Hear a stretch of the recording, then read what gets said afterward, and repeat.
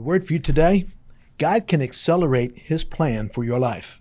This is Tuesday, October the 21st, and our scripture passage comes out of John chapter 2, verse 10.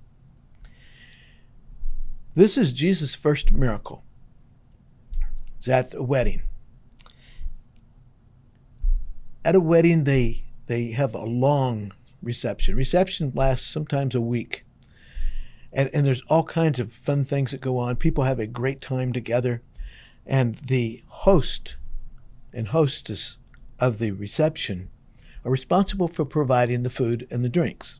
One of the most embarrassing things that could happen to them would be to run out of food or drink.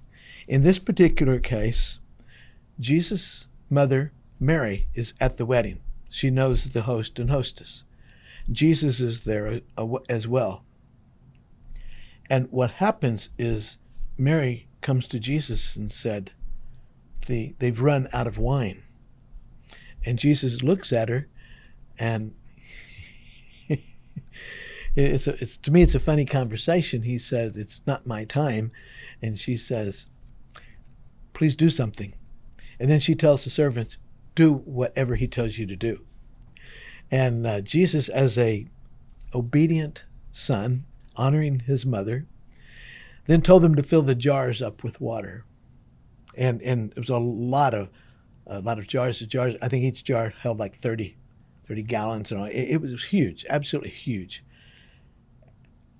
And then he said, dip some out of there and take it to the host, to the master of ceremonies. Well, the server knows they put water in the jar. He knows he dipped water out of the jar, and he put it in this thing to take it to the master of ceremonies, and he's going to give this master of ceremonies water. But he's obedient. Mary told him, do whatever he tells you to do. He was obedient. The master of ceremonies took a drink, and then he said this, John chapter 2, verse 10, "Everyone brings out the choice wine first, and then the cheaper wine after the guests have had too much to drink. But you have saved the best until now." He's saying you have saved the very best till the end. And think of the server. When did it turn from water to wine? While in the jar? While he was pouring it into the container to take it to, as the master of ceremonies took a drink, somewhere along the line there, the miracle happened, turned the water into wine.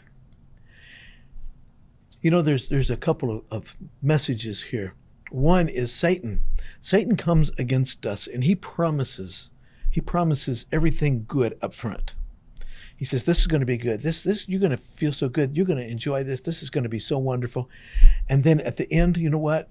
We're left hurting. We're left struggling. We're left embarrassed, discouraged. He promises things up front, but at the end, it's always bad.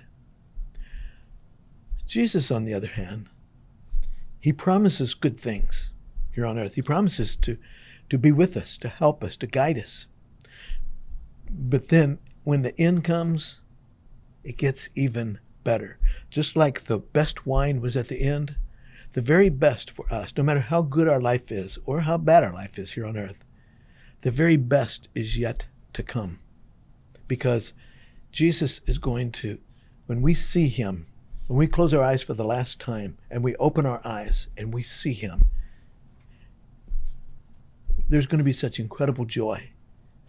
This is truly the best. It's like the lady who finished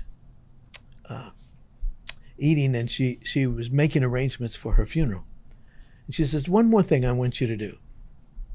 She said, at the dinner, the reception, after the meal, after my funeral, I want you to give everybody a fork. I want you to give them a fork.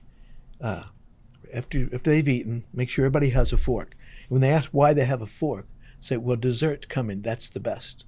And that's what I'm experiencing. Now, I'm experiencing the best because I'm with Jesus. God can accelerate his plan for your life.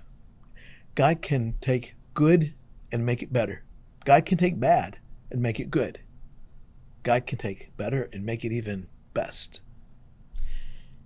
But we have to trust him follow him and just obey him, just like Mary told the servants, do whatever he said.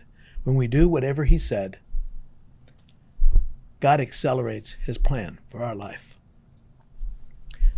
Have a good day.